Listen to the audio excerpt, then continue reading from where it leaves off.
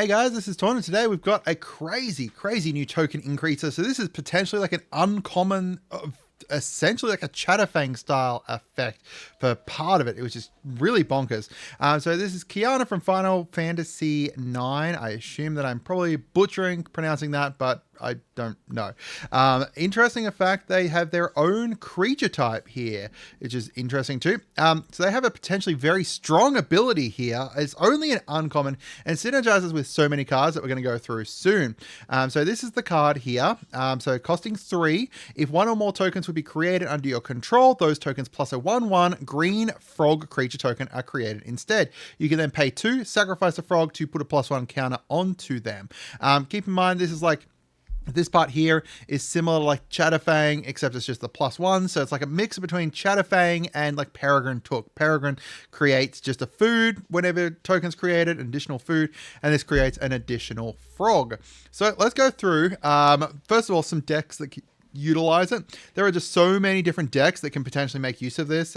Most likely looking at more like the Golgari style effects, because those are the ones that usually create the tokens, and then they're around the sacrificing the tokens, dealing damage to everyone when they do it, etc. Obviously, there's, frog-based decks could potentially make use of him. Not very likely. There's not very many frogs like that were creating tokens and stuff, but who knows? Maybe you want to do that way. And he's also uncommon, so very likely to be relatively cheap, which is good. Peregrine Took was relatively cheap. I can't remember if he is still, but he's a great card. And this is going to be very similar to that, except it creates an additional creature instead of an additional food. So yeah, it's going to have very similar styles to a lot of like the Qutterfang loops and the Qutterfang infinites. So let's go through some. Like Qutterfang here, obviously, he's got the create the -1.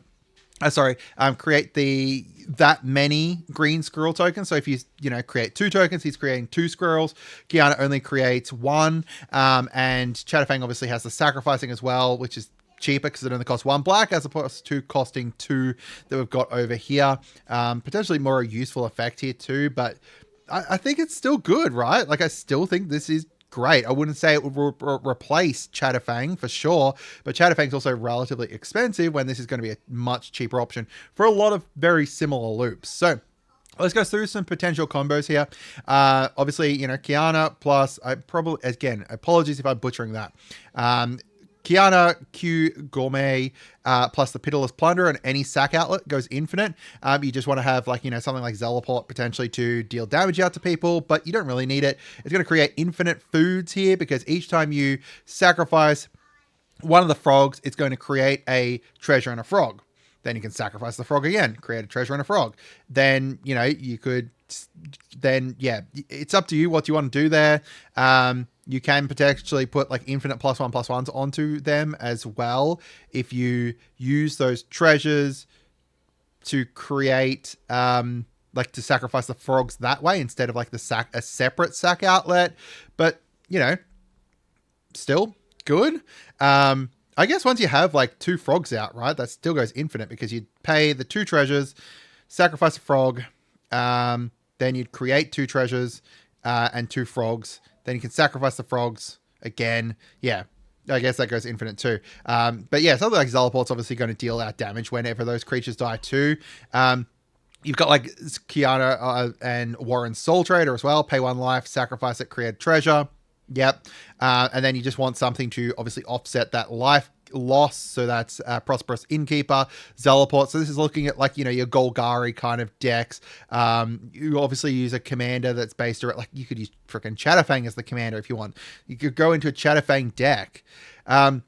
Yigra plus Quina plus Warren Soul Trader here.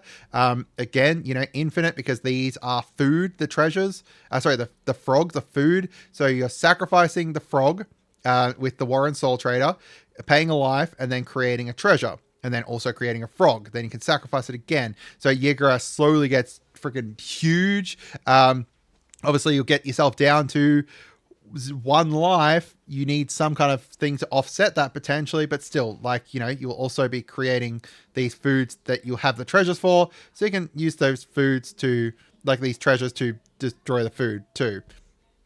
not a bad idea.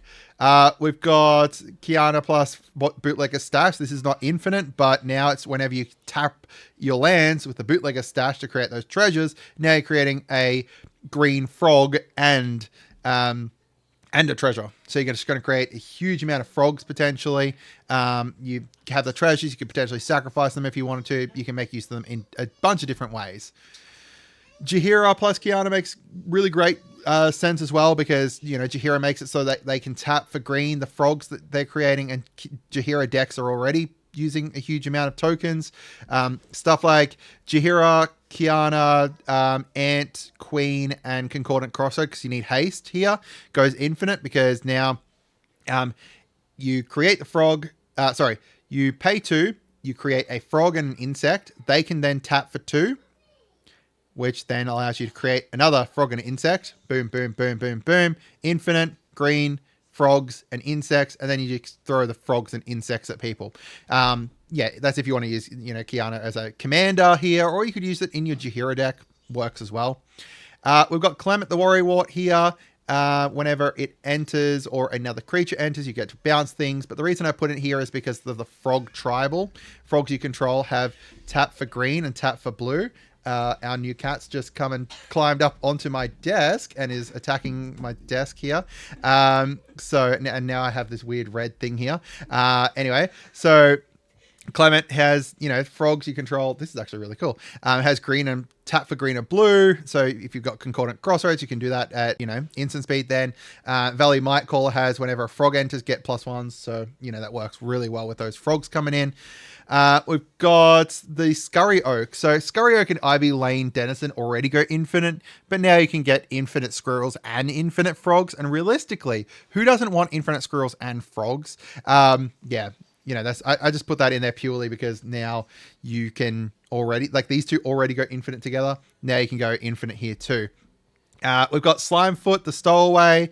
Whenever a sapling dies, deal 1 damage to each opponent and gain 1 life. It costs you 4 to create that. So you pay 4, create a sapling and a frog. So you got sapling, frog. Then you sack them both to Ashnods.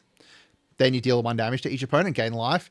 Then you pay that 4 that you just got floating here to create another sapling and frog.